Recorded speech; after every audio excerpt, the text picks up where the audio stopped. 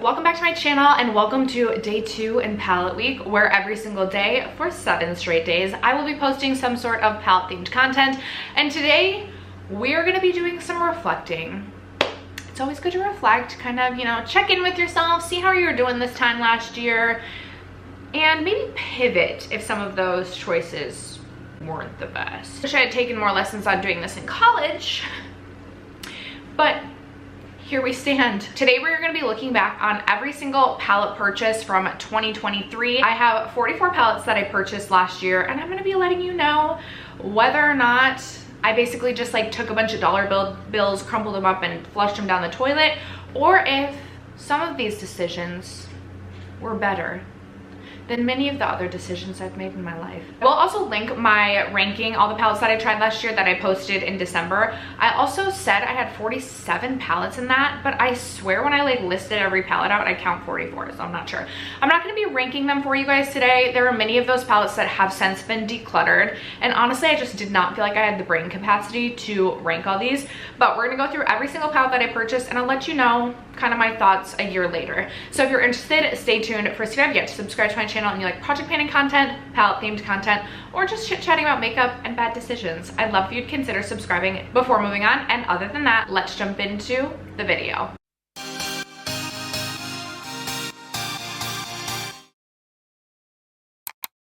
Okay, of the 44 palettes, many of my lower ranked palettes have since been decluttered. I have 9 total palettes that I purchased last year out of the 44 that I have already decluttered, which is just over 20% of the palettes that I purchased last year have already exited my collection. Now, the one caveat to this that I will say is I love testing and trying new palettes. Obviously, eyeshadow palettes are a main focus on my channel, so I don't necessarily go into every palette purchase thinking that I'm gonna declutter it, but I will say I don't just like purchase palettes that I'm not interested in. I will say maybe there's a few that's like, okay, I wanted to try this brand for the first time, so I picked a palette, but I don't just like buy every single palette. That being said, we can start with the Lawless, the Lavender One eyeshadow palette, which was my lowest ranked palette last year, and I pretty much immediately decluttered that. I think after filming that ranking video, I had kind of known the whole year after purchasing it and testing it that it was going to end up in my year-end declutter. I was so excited about the Lawless Lavender One palette. Lavender is like my number 1 or 2 favorite color. I love lavender and I love periwinkle, and those two are kind of interchangeable, but I was so excited about this. I love Lawless as a brand, and I have other mini palettes of hers that I have enjoyed in the past, so I was very excited about this palette.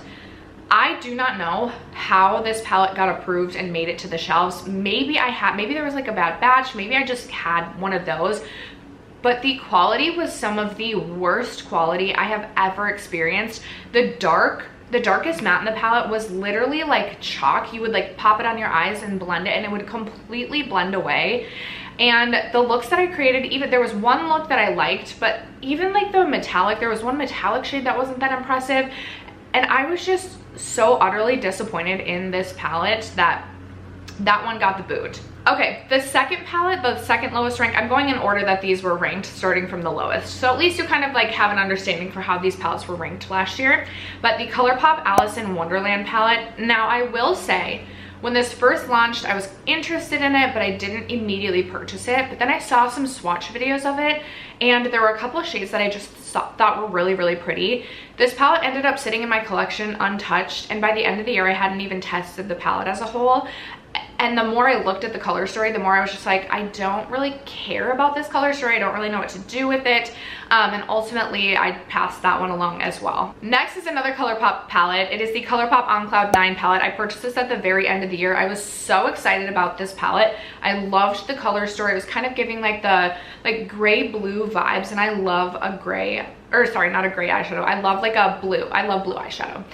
So I was very excited about this one, but this was not ColourPop's top tier quality. And I will say, I really have halted all ColourPop palette purchases just because I feel like I don't end up loving a lot of them. Now, granted, there's a handful of ColourPop palettes that I still own and really love, but ColourPop just doesn't make my favorite formula. I feel like it's always hit or miss on whether or not you get like good formula or just okay. And I just was not impressed with the ColourPop On Cloud 9. So That one also got the boot. Next was the Charlotte Tilbury Darling Eyes palette, and I ended up getting this in my Beautylish Lucky Bag last year, which I was very excited about because I was excited to give Charlotte Tilbury eyeshadows outside of like the quads a try.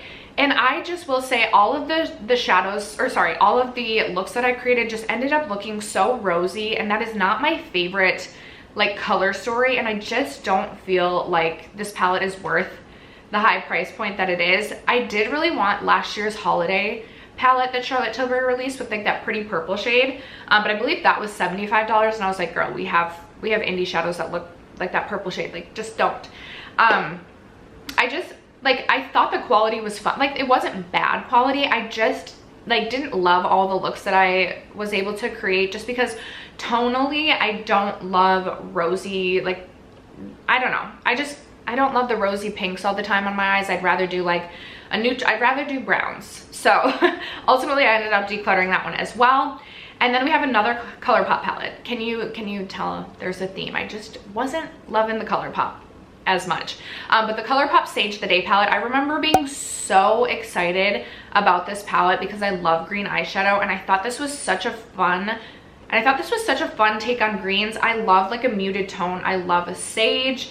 And I was just very excited about this, but again, I just felt like the quality was really lacking, especially in some of the more metallic shades that I was more excited about. So I created a couple looks with this one and ultimately decided this one had to go as well. All right, next up was the first palette that I actually still own in my collection. Now there are still a couple palettes after this that are declutters, but you'll kind of see a theme, I feel like, throughout me, my channel, my life. With the Natasha Denona midis, I feel like I'm like collecting at this point. So when I first saw the Xenon palette released last year, I actually wasn't gonna purchase it, but then like the collectionist or the collector in me was like, no girl, like you can't miss this one. So I ended up purchasing this one knowing that this was not going to be my most used color story. I will say sometimes I do dabble with like creating my own Natasha Denona midis because of the magnetic pans. So that's how I kind of justified it to myself. I was like, oh, but I can like take some of these and mix and match them with other palettes. I wasn't in love with the looks that I created using this palette, but again, these just are not, like I don't always love like a smoky gray eye, like that's just not my personal preference. So I do think the metallics in this, like I think the non-matte shades in here are all fun and really beautiful, but I will say since reviewing this palette last year, I literally haven't touched this one time this year. So then we have the Linda Hallberg Cosmetics or LH Cosmetics Daybreak palette, and this is also a declutter. There is a Linda Hallberg quad that I wanted to purchase so many years ago and have been filled with such regret because there was this really beautiful like deeper green metallic shade in that quad, and I've always been filled with such regret for not picking that up. Linda Hallberg's always kind of been like on my list of brands that I want to try. So I saw Lauren May Beauty talking about the Shimmer Saga palette or the quad, and I purchased that, but I was like, ooh, I should try like another palette from LH Cosmetics. So I ended up picking up the Daybreak palette, and this was fine. The quality was nothing like super special in my opinion. It was just okay, and ultimately I just was not like feeling like creatively inspired by the color story. I looked at it and I felt like it was quite boring. I wasn't like excited to reach into the palette, so I ended up decluttering that one. Then I have the Moira Fun is in the Air palette, and I didn't declutter that one at the end of the year, but I did declutter that in my spring palette declutter just because I really only enjoyed that palette for the bright neon shades, and I now own the Blend Bunny Surge palette. And what other palette? I swear there's like a recent palette that oh, my BBB Bella Beauté Bar Melted Mattes palette now has neons in it. There's a couple pops of neon in the Unearthly Heather Austin palette, the Resurgence palette. So I just wasn't feeling like I needed to keep this palette. I didn't love the color story of this one as well, and I didn't feel like this one was like great quality. The packaging was pretty bulky. It was cute, but it was pretty bulky. So I decided to declutter that one. I will say that was like, I wanted to try Moira as a brand, but it wasn't like I saw that palette and felt like I had to have it. It was more like I was just picking a palette that I wanted to try from Moira. I thought that that one was kind of unlike others that I had in my collection, but when I look at that palette, I just feel like it's not something that I'm going to be reaching for on an everyday basis. And because the quality isn't great, it's not something that like when I am creating fun looks with, I'm not like thinking I want to reach for that one. I'd rather reach for other fun, higher quality palettes in my collection. So ultimately, the Moira, also decluttered. All right, next up is the Natasha Denona Mini Starlit palette. I have stopped buying the Natasha Denona minis, not because I don't like them, but for me,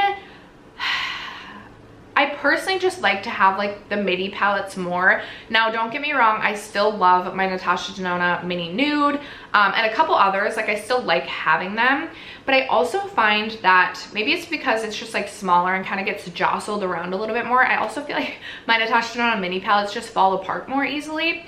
But the Mini Starlit, I didn't realize was 5 like repetitive shades Natasha Denona already had throughout other palettes. Now granted, one of those shades was Galaxia, which is one of my favorite shades, but this was another one where like I just felt like the tones that I saw in the pan wasn't necessarily translating on the eyes, and it ended up being a little bit rosier than I was wanting, and I already have Galaxia in my mini retro, so I just, you know, one less choice, one less decision. I think that's part of the problem. Like, I love testing and trying eyeshadow palettes. I know I have a large collection and continue to buy them, but also like if a palette just feels like an extra choice, meaning that just like an extra palette I have to sift through to make my final decision, like I already feel like I have decision fatigue for so many things. Like, we can get rid of the extra choices that just don't feel as fun, and there's other palettes that like I would much rather reach for, but then I like feel guilty because I still have Mini Starlit in my collection as a choice, and then like I'm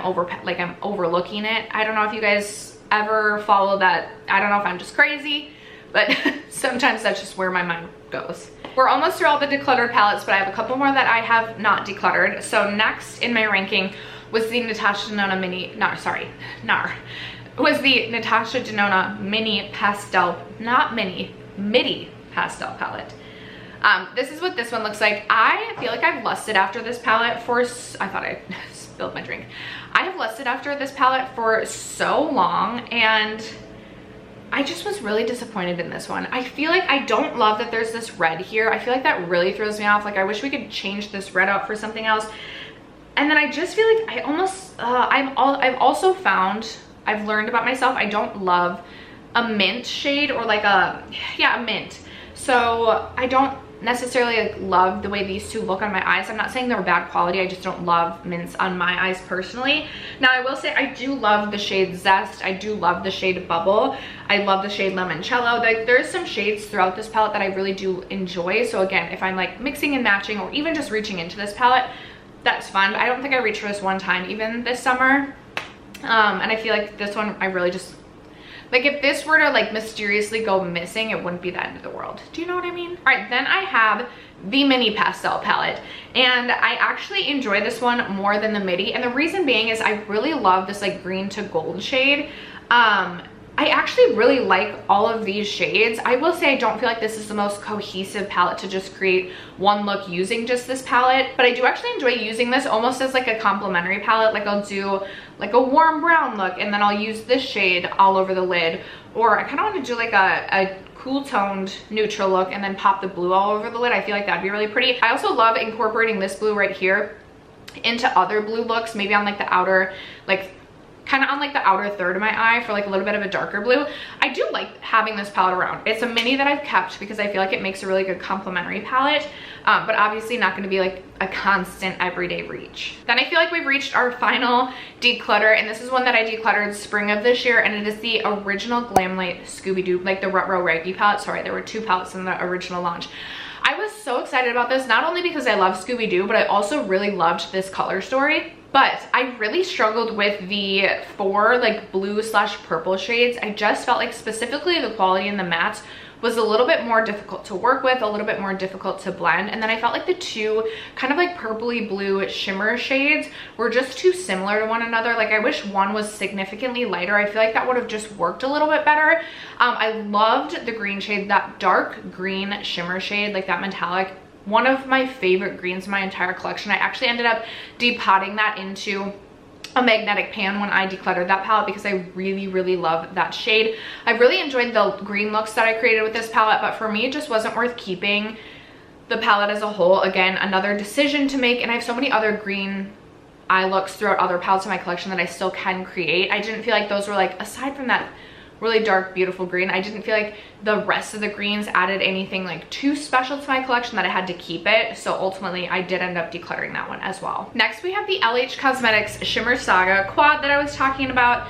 This is a really beautiful, kind of fun, just quad. More of a complimentary palette, obviously, but really beautiful lid toppers. So if ever I'm creating, say, a green look or maybe a purple / pink look that I just don't feel like is fully coming together, I will use one of the shades in this quad to just tap all over the lids, and it just kind of helps tie everything together. I do feel like it is a really kind of utilitarian palette in that way. If you're someone who really likes lid toppers, I really do enjoy this palette. My favorite shade is definitely Crush, which is the green, but overall I do enjoy this little quad as a whole, and I'm very happy to have this in my collection because I don't have anything else from LH Cosmetics. And again, it's just kind of one of those nice little complimentary little pocket palettes to have on the go even. So next we have the Glaminatrix Nocturnal palette, which I am really happy to own. I will say I'm kind of interested in the mini that they, like the remastered version. I've seen swatches of that version compared to this version, and like I don't need both. I definitely do not need both. I think this is such a fun kind of like spooky season vibe. Recently I did like a Beetlejuice-ish like blue and purple look. Not blue and purple, green and purple, and I kind of want to recreate the same with this palette. I love the Glaminatrix like metallic special shade formula. I think is lovely. I will say there was a couple looks I created last year with this palette that I didn't fall in love with, but I'm very excited to pull this one back out for the spooky season again, and I'm very excited to play with the shade Luna because I love a blue, and this blue is like speaking to my soul. So I am very happy that I purchased this, happy to have this in my collection. Don't plan on decluttering this one, so I do feel like this one was worth purchasing. Okay, so this is kind of where it gets interesting because you look back at how you ranked something last year, and again, your preferences can change. What I loved 3 years ago, like I declutter now because I'm not reaching for it, you know what I mean? So ranked above the Nocturnal palette was the Glaminatrix Fairy Lights palette. I like this for a complimentary metallic palette, but I barely reach for this. Like I just barely reach for this because I have so many other special shades now spread throughout my other indie palettes, and as I continue to test and try new indie palettes, like I just don't find myself excited to reach for this. Now maybe my opinions will change as we like get towards the holiday season, where I feel like these are the types of shades I would be reaching for more frequently, but honestly I just haven't reached for this a ton, and I truly feel like if I didn't own this, I wouldn't necessarily miss it. And honestly, if I were to rank this against the Shimmer Saga, I think I would rank Shimmer Saga above this just because I reach for Shimmer Saga more frequently. Now that's not to say I don't like this, that's not to say this is bad quality, but just in terms of thinking about how frequently I use my palettes, this one I don't think I've reached for since like testing it last holiday when I purchased it. I'm just like looking through all this and I'm like, it definitely would have been interesting to rank again because I don't think my ranking would be, except for like a couple of my top palettes, I don't think my ranking would be the same as what it is currently. But next in my ranking, I have the Natasha Denona Glam palette, which I purchased and tried for the first time last year. And this is something that I definitely would rank significantly higher now. I went back and I No Pan Left Behinded this palette again at the beginning of this year, and I fell in love with this palette. Now I will also say, this wouldn't be like my top ranking Natasha Denona palette, but it definitely would rank above some of the other palettes that I'm about to talk about, just because it's such a functional palette, especially when I'm thinking about like everyday looks. I also created some looks this year where I used the like matte shades to create my base, but then I went in with like a special indie shade, and I love this palette for that just because it's giving me about everything I need in terms of cool tone shades with a pop of warm. So this, I'm very happy that I did end up purchasing this, even though I Needed a Nude came out after this and I ended up purchasing that as well. I like having, obviously I collect the midi palettes, but I do like having both in my collection, and I feel like I would reach for both kind of for different reasons or different vibes. So I definitely think this was worth the purchase, and if I were to rank this again, like off the list of palettes from last year, this would be ranking higher than it ranked at the end of last year. All right, then I have the Pretty Grunge palette by Huda Beauty, which had pretty much just released last year. And I will say, I don't think I've reached for this since last holiday season, but that could also be because this is definitely more of like a winter vibe for me, and I had probably just finished testing it coming out of last year, so like wasn't really reaching for it in like January, February, but I can absolutely see myself reaching for this again this winter and having so much fun with this one. The one thing I will say about this is, I don't want to say it felt like one noted, but it did feel like for an 18 pan palette, a lot of my looks ended up looking very similar. But I do love, like, especially like these 6 shades, like the more like dusty mauve purples. And then obviously we know that it's just so, Huda has so many different textures and tones and just tries so many different things with their palette. I always end up loving her like more different shades, like Rebel, Haphazard, and Strong AF, that are a little bit different, are beautiful on the eyes. So I do also collect the Huda Beauty larger palettes as well, and I'm very excited to see what she's gonna do this year. I get excited for the Huda palette release every year, so very excited to see what she does. Glad to have this in my life. Next we have another Scooby-Doo palette, and I have the Glamlite Scooby-Doo 2 palette. Can we take a moment to appreciate the packaging? Now this is a large 25 pan palette, and to be honest with you, I wish they had like squished these together to have you could still have the 25 shades, but like made the palette a little bit smaller. I do enjoy this palette. I will admittedly say I don't think I've reached for this palette.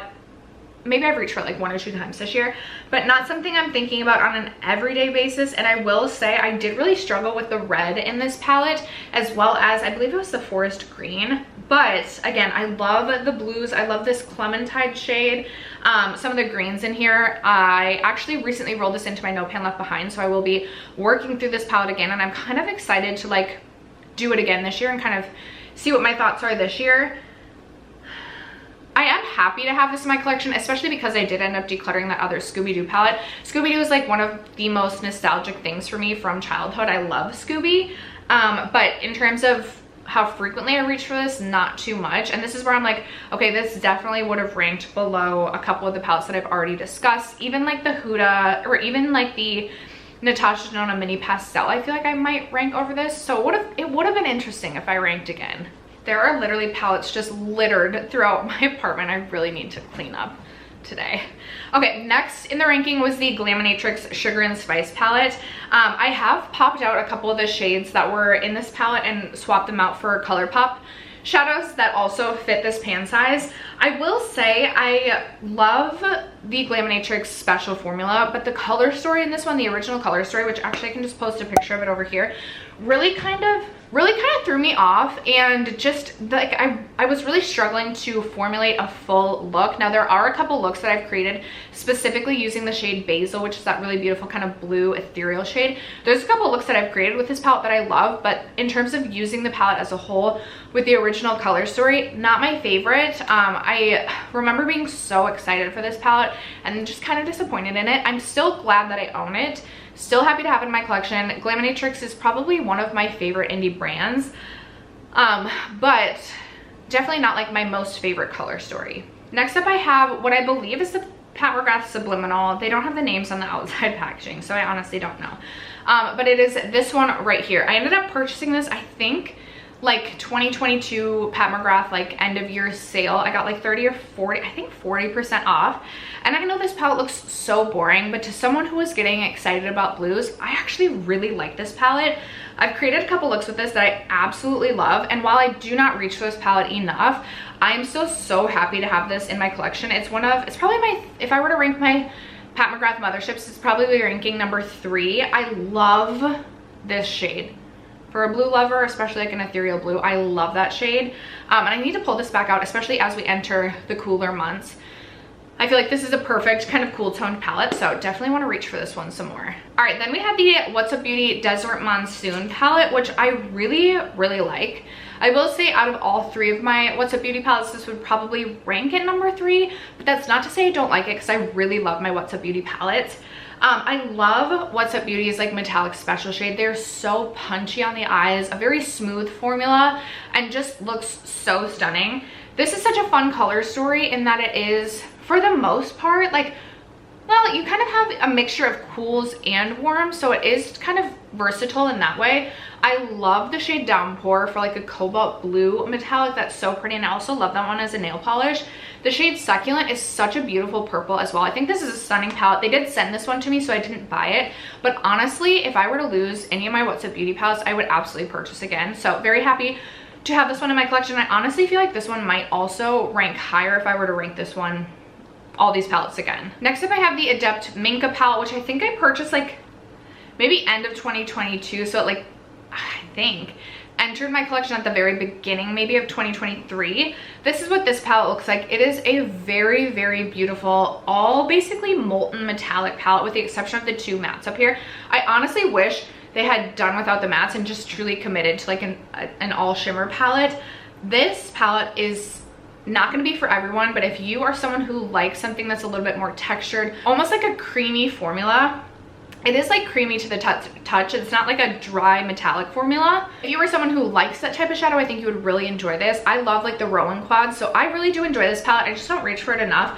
I'm even looking, like the shade Luna is like one of my favorite types of like blues. I need to reach into this one again. I have really enjoyed my time with this. I'm happy to have this in my collection, but I will say it is a mostly shimmer palette, meaning it is more complimentary for me in terms of like I don't typically create a full look using just this palette, so I don't find myself reaching for it as frequently as I could, but still very happy to own this one. Then I have the Lethal Cosmetics Wildflower palette, and I really do enjoy this palette. This was my first Lethal palette, and I think the quality in this is excellent. I think it's such a fun color story. Definitely not colors that I would curate for myself, but I love this purple matte shade. I think it performs so well, looks so beautiful, and then the metallic slash shimmer shades in here are really shifty and really fun. Like this shade up here, I really love to pair with like neutral looks or even just be like a one and done on the lid. It is so pretty. I also really love this shade down here. I think the pop of green is really fun. We have a hot pink matte.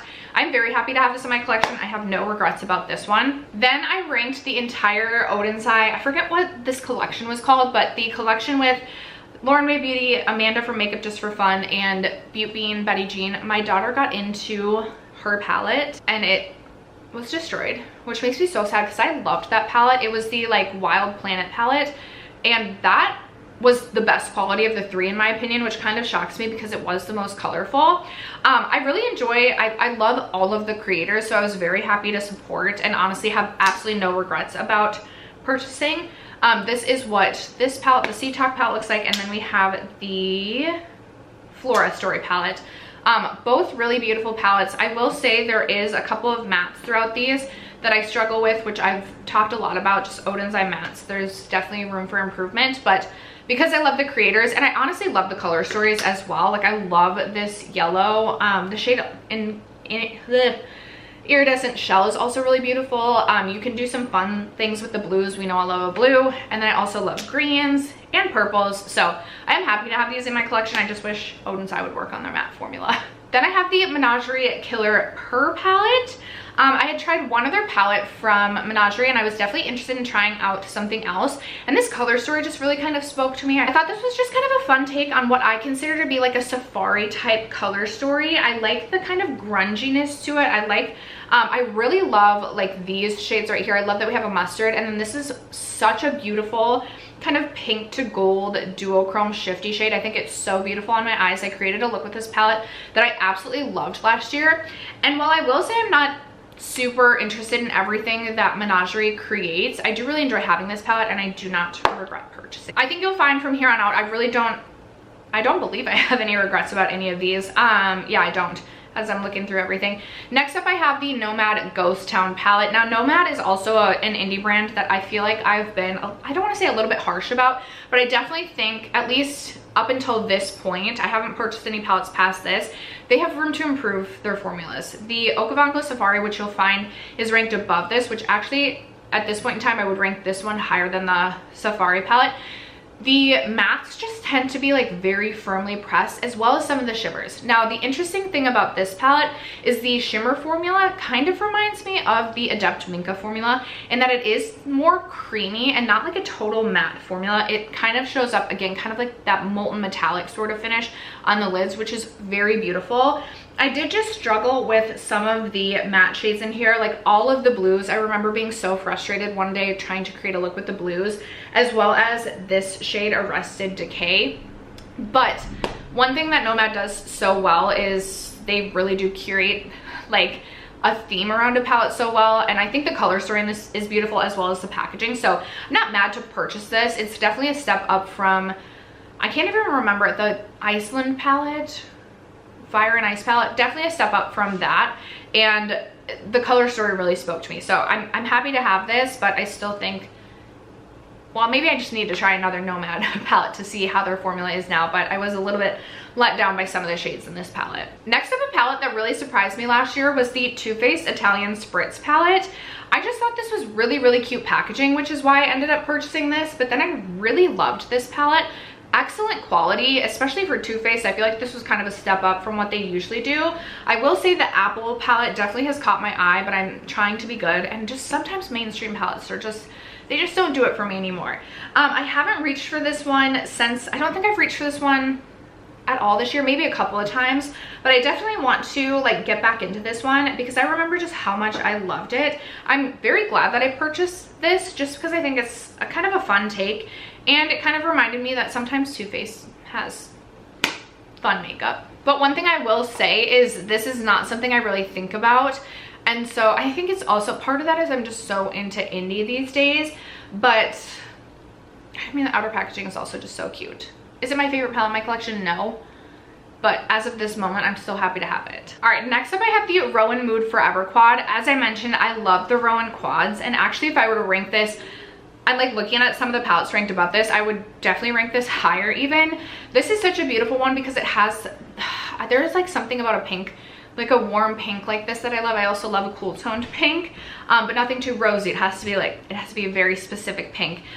The Rowan quads are 4 really beautiful cream shades. I've mentioned before, this shade right here, I wish was something a little bit different. This is more of like a satin sheen rather than being something a little bit more punchy, which I know not everyone loves the same things as me, but for me, I would love to trade this shade out for something else. Everything else I really, really love in this palette. So very happy to have this. I honestly want the rest of the Rowan quads that I don't own, and this was a great addition to the collection. All right, next up I have the Nomad Okavango Safari, and I'm honestly surprised that this one ranked so high last year, just because I get I love the color story, but I'm just like just not as impressed. And maybe it's like I'm considering this against like other palettes I've tried this year, but I just haven't been like excited to reach for this just because I feel like it is a frustrating formula to work with, but maybe I just need to like give it another chance, because I do remember like being frustrated but then like liking the looks that I created last year. I'm not mad that I purchased this. I remember being really excited, and I will say this is much better than the Iceland one, at least in my opinion. So I was excited to try something else from Nomad just because I didn't really love my first experience. The packaging I love, so not mad that I purchased it. I just definitely don't use it very frequently. Next up is the Natasha Denona I Need a Nude, and I will say I do really enjoy this palette. I'm a little bit surprised this one didn't rank higher. I think my gripe with this last year was feeling like it almost was, I don't know if I was expecting like a neutral palette, whereas I felt like this one definitely leaned more cool, or I just wish they had fully committed to like going cool toned and not included wit and vague. There's something about those like peachy shades in here that I just do not love. Aside from that, I do really love this palette. I think it's beautiful. I love that I feel like Natasha took this opportunity to really play around with some different like finishes. Like the shade Muse is a really beautiful kind of like textured metallic that's more punchy on the eyes. Then you have some fun lid toppers, and I'm very happy to have this one in my palette. It's one of, in my palette collection, it's one of my favorite Natasha palettes. So I'm a little bit surprised that it didn't rank higher, but this was a good purchase. I again did not purchase this. This was sent to me, but this is something I would purchase again if I lost it. It is the What's a Beauty Dragon Eye palette. This is such a fun, beautiful color story. I love the color stories that What's Up Beauty comes up with. The one thing I will note about this palette is the metallics in here are kind of a little bit more flaky in texture, but they do have oomph on the eyes. But if you don't love like a flaky metallic, then I might steer you in another direction. I personally don't mind that. I use a glitter glue and everything is great. I feel creative when I reach into this because it makes me want to like reach into different color combinations that maybe I otherwise wouldn't think of or wouldn't try. I don't fully commit to just like a green look. I've done things where like I'll mix the purples and the greens or the pinks, and I have just, I love this palette. In fact, I feel like this one might even rank higher as I look through the other palettes in this ranking, but nevertheless, this I'm very happy to have in my collection. Then we have the Glaminatrix Rich Romantic, and I will say this launched right about the time as I was receiving my Glaminatrix Sugar and Spice palette, and when I first saw the pictures for this, I was like, not gonna buy it. And then I instantly changed my mind, and I believe I ended up purchasing this like right as it launched.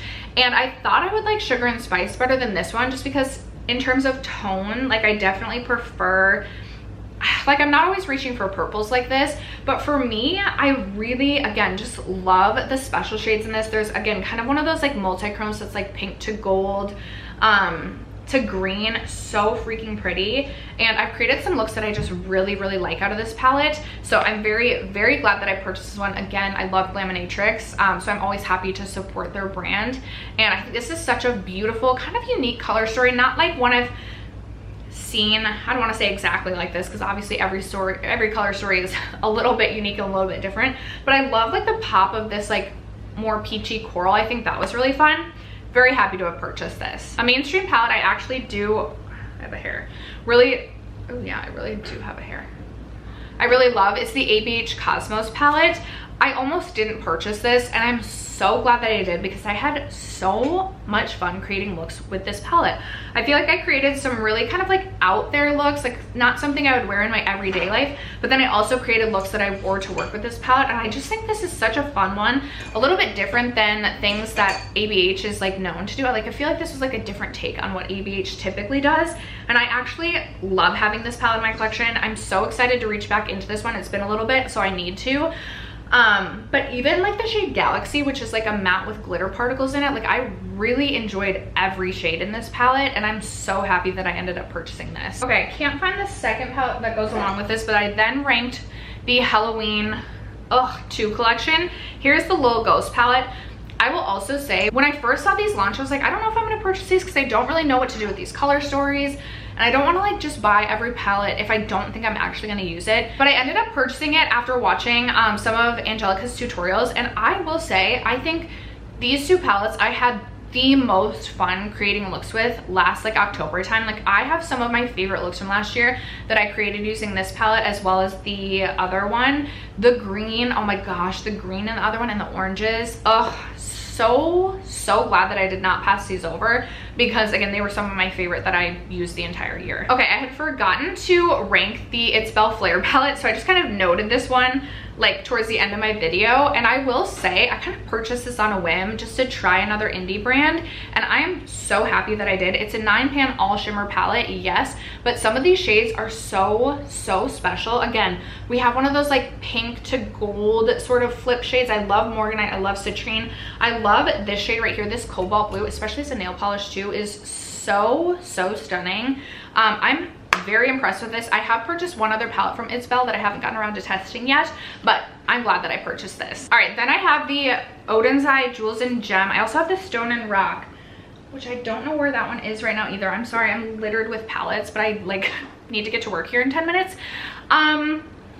This collection I was so excited for. I thought the palettes were stunning, and this was like when I really was kind of disappointed in the Odenseye quality. I feel like up until this point I'd actually had really good luck with the Odenseye quality, aside from, I think these released after the like collection last year with like the Sea Talk, the Flora Story, and in that collection I was like, ooh, there's like a matte in each palette that I was kind of surprised didn't blend well, but I was like, okay, whatever. But then here I like really struggled, especially with like these 2 shades, and I was like, what is actually going on?